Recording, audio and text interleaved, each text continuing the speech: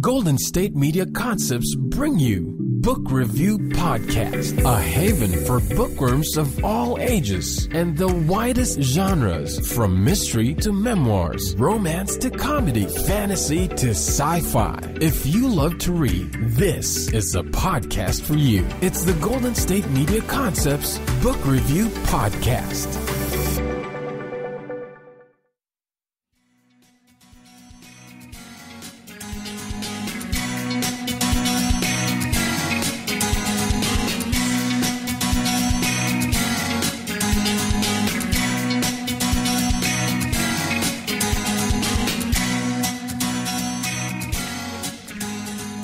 Hello and welcome to the GSMC Book Review Podcast, brought to you by the GSMC Podcast Network. I am your host, Sarah, and I am happy to be with you on another Friday for another episode of the Book Review Podcast. As you probably know, June is Pride Month, and at the beginning of June I thought, oh yes, I need to do an episode on LGBTQ authors, books, characters, etc. And then, as time is wont to do, June went whoosh, and here we are, close to the end of June. Thankfully, the wonderful Ella at Wonderland Books sent me a message on Instagram the other day and said, "Are you going to do a Pride episode in June?" And I said yes, and I thought, thank you so much for putting that back on my mental to-do list, because it would have been, probably like July 15th, and I would have went, shoot, I meant to do that. I got to start writing things down. At any rate, LGBTQ plus. My question for you is the same one that I put on social media earlier in the week, and that is, what are your favorite characters, books, authors that deal with this community? It's a huge community, and I realized I realized a few things. One, that I don't have a very wide knowledge of authors who are in the LGBTQ plus community, or characters or books per se, and that's not because of a lack of interest or anything. It's just that my TBR list is always so ginormous, and once again I have fallen down many rabbit holes getting ready for this episode, and that list has gotten longer. But it's just not something that I have read too much on. That is one thing. Second, that there are a ton of books that I have read and talked about on this podcast that have LGBTQ plus characters in them, and so they are out there. Unfortunately, they aren't as well known maybe as some other characters, which is too bad, because I talk a lot about representation on the podcast, and everyone deserves to see themselves in their favorite genres, whether that's movie or television or fiction, whatever it is. Everyone deserves to see representations of themselves in their favorite genres. For me personally, I have friends who are gay and lesbian. I have someone who is very, very dear to me who has recently told me they are asexual. I have two friends from grad school who are transgender. One is transitioning from female to male. The other is transitioning from male to female. You know, when you stop and think about it, you've got a huge community in your life, I'm sure, of people who fall on the LGBTQ plus spectrum. And as I said, they deserve that recognition. So to be represented in books, movies, television, everything, but music, all those good things. But as I said, as I was thinking about some of the books that I've talked about on this podcast, of course, there are gay, lesbian, bisexual, transgender characters within those books. Once you really start thinking about it, I was looking at a list of characters that fall into this category, and was like, oh duh, I knew that. Oh duh, I knew that. One thing I did not know, because I have not read this book, is the picture of Dorian Gray, which is referenced all the time, and I haven't read it. I'm embarrassed to admit that it is yet another classic that I have not yet found the time to read. But that Dorian Gray was actually gay slash bisexual, and that there was a lot of editing done when it was originally published. It was published as a serial in Lippincotts in the 1890s, and the magazine's editor feared that the story was indecent, so he edited roughly 500 words before publication. This was without Wilde's knowledge. Did I say it's by Oscar Wilde? I don't think I did. Despite the censorship, it's still, the picture of Dorian Gray still offended the moral sensibilities of British book reviewers, some of whom said that Oscar Wilde merited prosecution for violating the laws guarding public morality. In response, Wilde aggressively defended his novel and art in correspondence with the British press. Now I got to read this because, wow, 1890s. Good job, Oscar Wilde. I had an inkling, but it wasn't fully realized until I saw this article and went, oh, yes. Other characters that made me say, well, duh, and that I have talked about on this podcast. I've talked about the Diana Gabaldon books, and Lord John Grey is in that series. He actually also has spin-offs from that series. He is gay. That series takes place partly in the 1700s, so, gay in a time when it was certainly not acceptable, and he has to hide that part of himself a lot of the time. Other characters, well, Albus Dumbledore didn't come out as gay exactly, but J.K. Rowling admitted after the series that in her mind Albus Dumbledore is gay. Well, was, I guess he's one fiction and two no longer living. Then the Rick Riordan has several series, and in his series, the Magnus Chase series, there is a transgender character. I've talked about that character before, Alex Fierro, in his Gods of Olympus or Percy Jackson series. There is the character of Nico D'Angelo, and he comes out as gay in that book, is in a relationship in the second series. As well as, I'm trying to think, there may be others that I'm just not remembering. But then also the Shadowhunters series, which I have also talked about on other episodes of the podcast. That is by Cassandra Clare. And there are numerous characters in this story. The one that came to mind immediately was Alec Lightwood and Magnus Bane, who are a couple. Not only are they a gay couple, but they are also an interspecies couple, I guess. Alec is a shadow hunter and Magnus is an immortal warlock. And they are not only gay, but they are now raising children together. Let's see. Helen Blackthorne is a shadow hunter. She is she's half shadow hunter, half fairy, and she is a lesbian in relationship with another female shadow hunter. Mark Blackthorne is bisexual, possibly pansexual, not really sure how he might describe himself. Elves, he's half elf as well as is Helen, so they have kind of different experiences. But there is also Michael Wayland, Kieran Lean, Penhollow, and then Diana Rayburn. I had forgotten that in one of the recent books, her story was told, and she is also transgender. So there are a lot of characters in that book. So I'm really impressed with the amount of representation in that series, and it doesn't feel like it's just forced in. Oh, I need these characters because I need this representation. No, it's just who they are. It's just part of their story, and part of the overall story only comes into play as any relationships come into play. So those are a few of the characters from some of the books that I have already talked about on this podcast. And then, as I said, I put out the question of who are your favorite authors, favorite characters, favorite books, etc. from the LGBTQ plus community, and got some great answers, which then sent me down a couple of rabbit holes. We are going to go exploring in those rabbit holes after the first break. So stay tuned. You're listening to the GSMC Book Review Podcast, and I will be right back.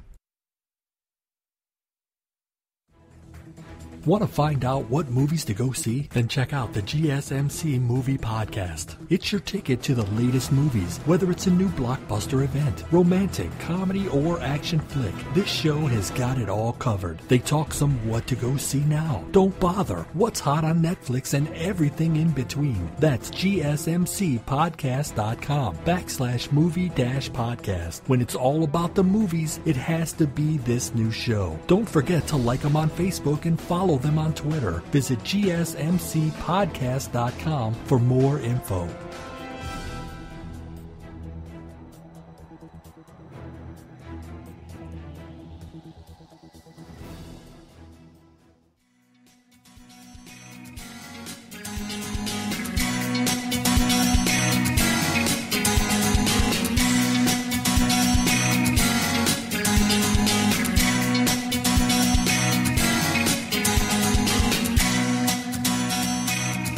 Welcome back to the GSMC Book Review Podcast. We are celebrating Pride this June with some books and characters and authors from the LGBTQ plus community.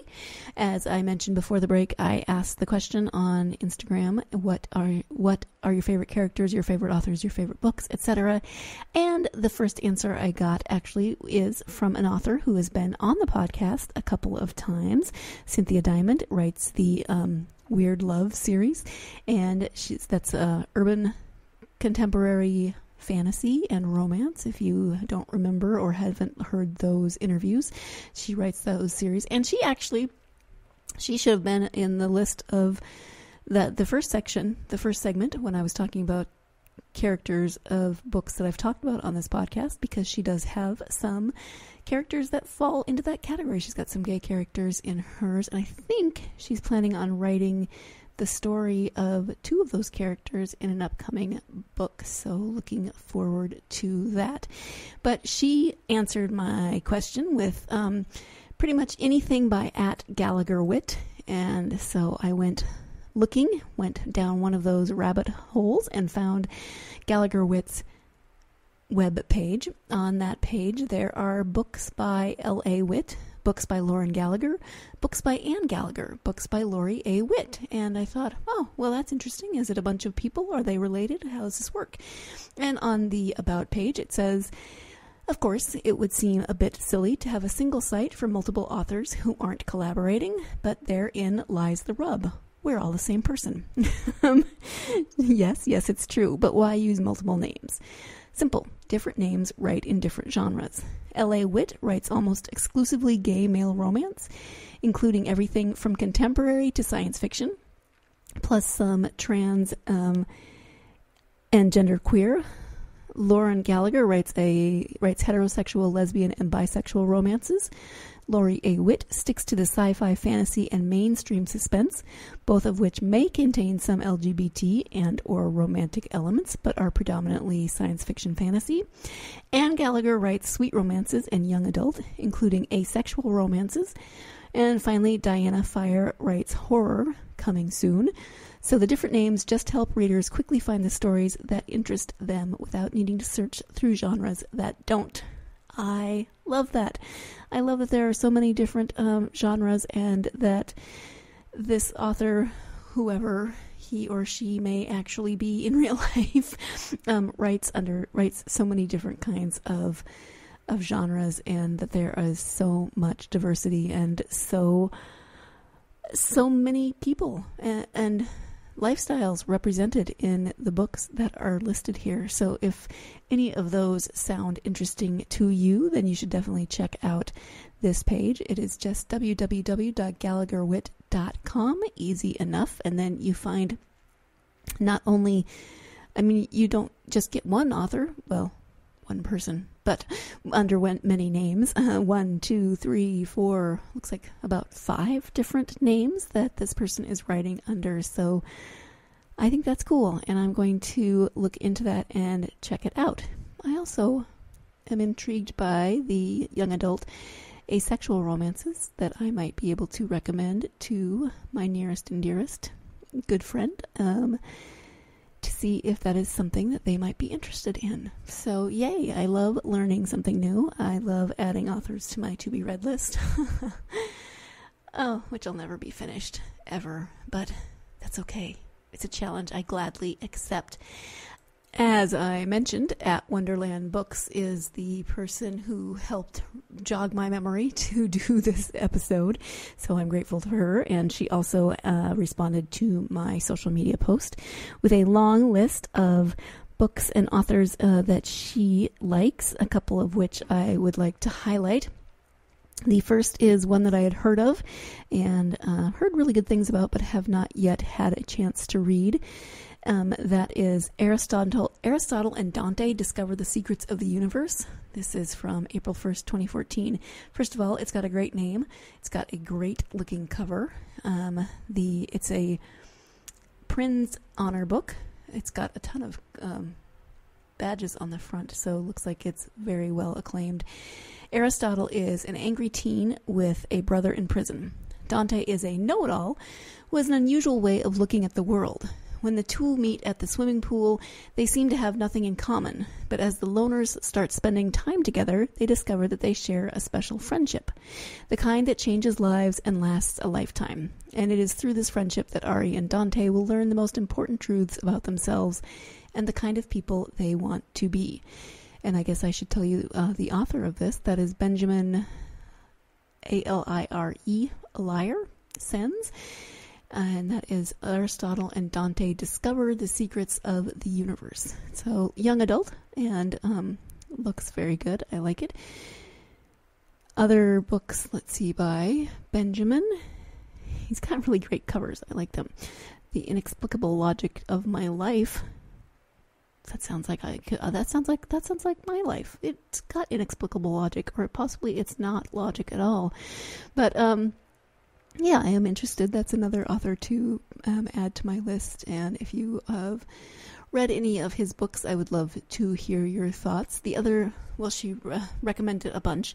The other one that caught my attention was The Miseducation of Cameron Post, because I have, again, heard of that before.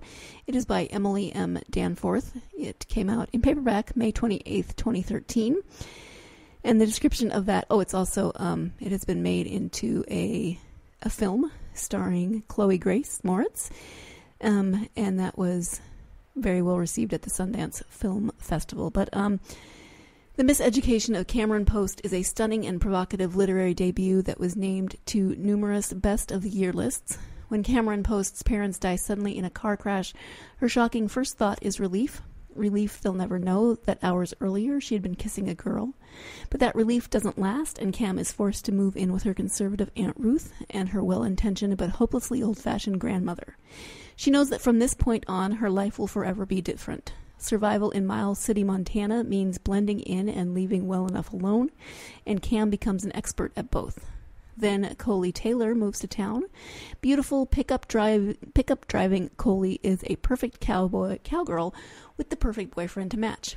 She and Cam form an unexpected and intense friendship, one that seems to leave room for something more to emerge. But just as that starts to seem like a real possibility, Aunt Ruth takes drastic action to fix her niece, bringing Cam face to face with the cost of denying her true self, even if she's not quite sure who that is.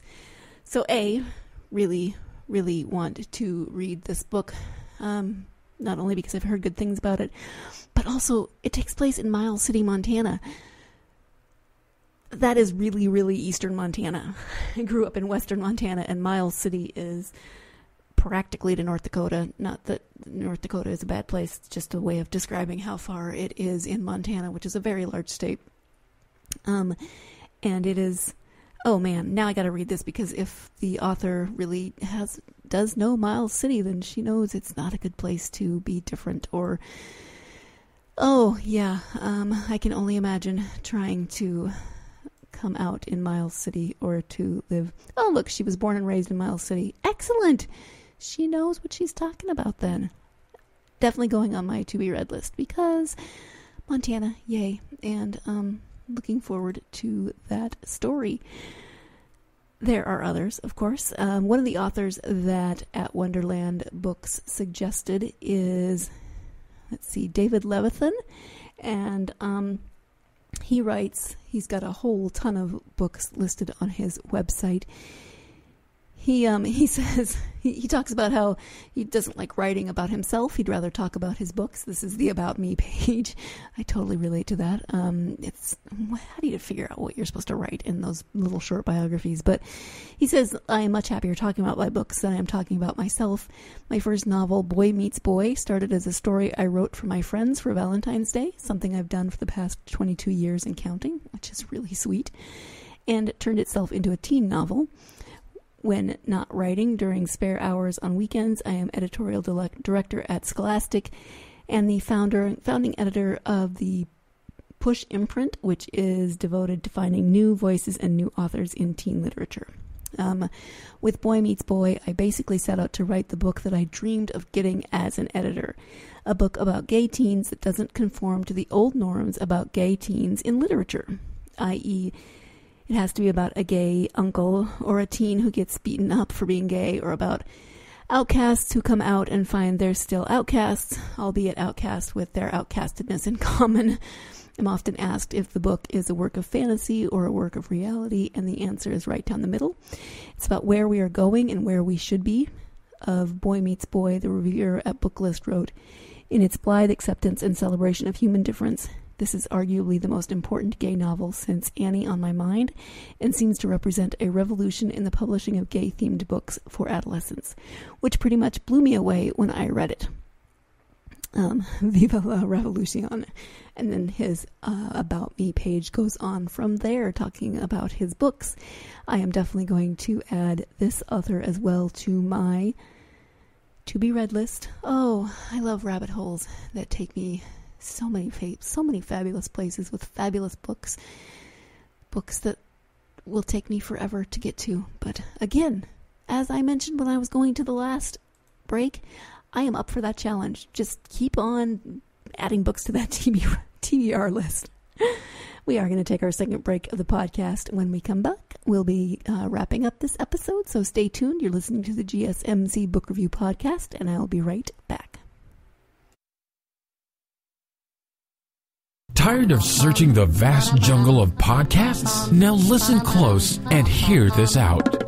There's a podcast network that covers just about everything that you've been searching. Hey! The Golden State Media Concepts Podcast Network is here. Nothing less than a podcast bliss with endless hours of podcast coverage.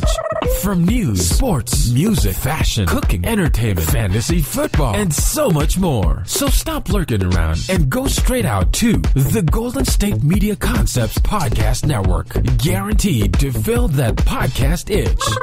Whatever it may be. Visit us at www.gsmcpodcast.com. Follow us on Facebook and Twitter, and download us on iTunes, SoundCloud, and Google Play.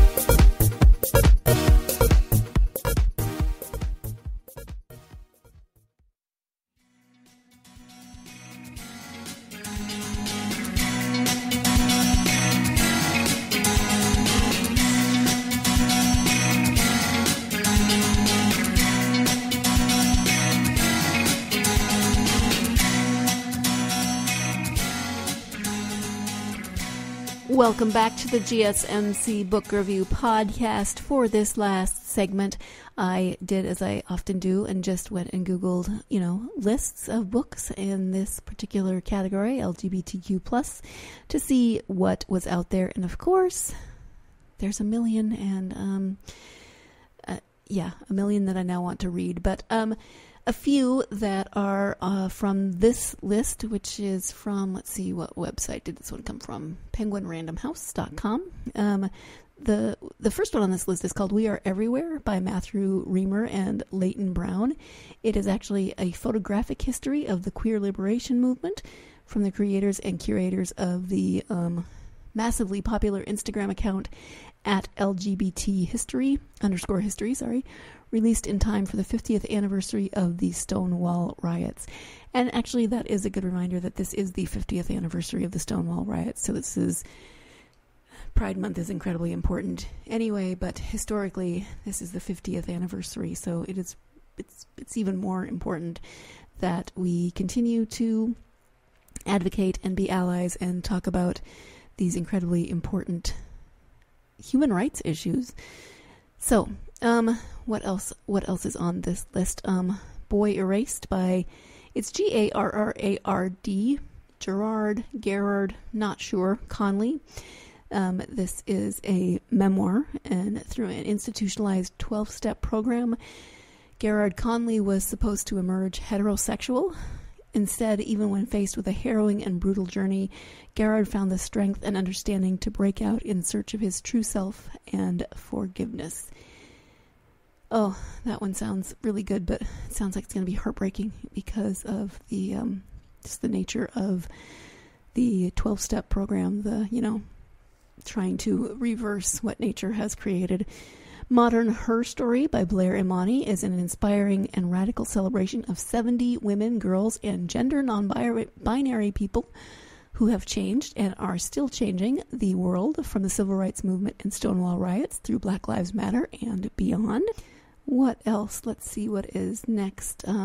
Tomorrow Will Be Different by Sarah McBride. Before she became the first transgender person to speak at a national political convention in 2016, at the age of 26, Sarah McBride struggled with the decision to come out, not just to her family, but to the students of American University, where she was serving as student body president. She'd known she was a girl from her earliest memories, but it wasn't until the Facebook post announcing her truth went viral that she realized just how much impact her story could have on the country. And then Sissy by Jacob Tobia. I love the cover of this. It's a memoir, and it's very sort of, I can't think of the art style it's in, but kind of classic 50s looking, and then with all the dots and stuff. Oh, what is that art? I'm sorry, art people, you're probably screaming at the podcast right now. I'll stop. This is a coming of gender story, and it is described as a heart-wrenching, eye-opening, and giggle-inducing memoir about what it's like to grow up not sure if you're A, a boy, B, a girl, C, something in between, or D, all of the above. I just like the description. Between the cover and the description, I totally want to read that, because if the one-line description can make me laugh and pull at my heartstrings, then clearly I need to put that book on my list. Sister Outsider by Audre Lorde is the essential writings of Black lesbian poet and feminist writer Audre Lorde. In this charged collection of 15 essays and speeches, Lorde takes on sexism, racism, ageism, homophobia, and class, and propounds social difference as a vehicle for action and change. Ruby Fruit Jungle by Rita Mae Brown. In Body, Moving Prose, Rita Mae Brown tells the story of Molly Bolt, the adoptive daughter of a poor Southern couple who boldly forges her own path in America. With her startling beauty and crackling wit, Molly finds that women are drawn to her wherever she goes, and she refuses to apologize for loving them back. And then this one I'm really fascinated by, Eleanor and Hick by Susan Quinn.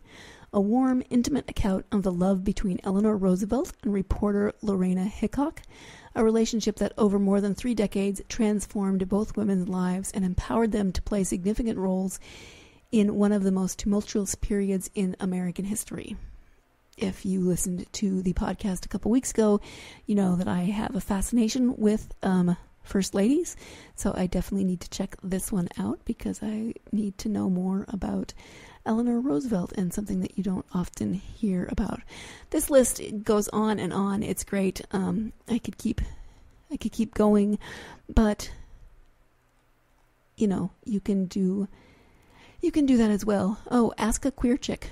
I like the cover. It's got cute little chicks all over it, but it is a guide to sex, love, and life for girls who dig girls by Lindsay King Miller. The list just goes on and on. It's great. If you are looking for a comprehensive list, I recommend you check out this list. Again, it is from Penguin Random House, and let's see, just www.penguinrandomhouse.com/the read down the ultimate book of list. Yeah, just Google LGBTQ books or books to read during Pride or something like that.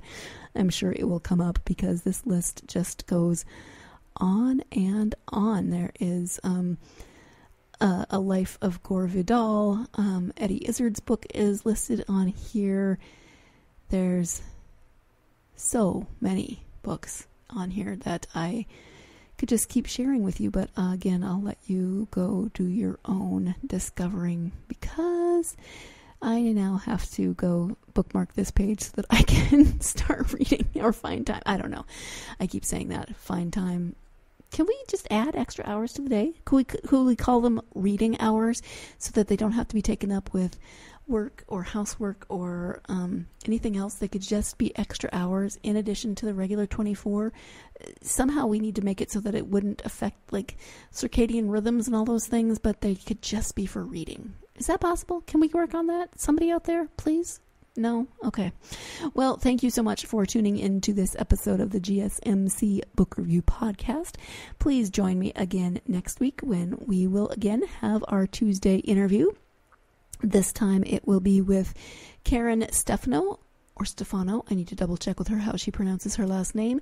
And it is a memoir, and it is about surviving an assault and the consequences of that. It's called What the Body Remembers, and just, well, as you can imagine, what the body remembers, dealing with PTSD, dealing with triggers, all of those things that happen after a traumatic incident like that. And it's really engaging. It reads like a novel. So join me for that interview on Tuesday. In the meantime, have a wonderful weekend. And even though we don't have extra hours in the day that are designated for reading hours, I do hope you find time to get lost in a good book. You've been listening to the Golden State Media Concepts Book Review Podcast, part of the Golden State Media Concepts Podcast Network. You can find this show and others like it at www.gsmcpodcast.com. Download our podcast on iTunes, Stitcher, SoundCloud, and Google Play. Just type in GSMC to find all the shows from the Golden State Media Concepts Podcast Network, from movies to music, from sports to entertainment, and even weird news. You can also follow us on Twitter and on Facebook. Thank you, and we hope you have enjoyed today's program.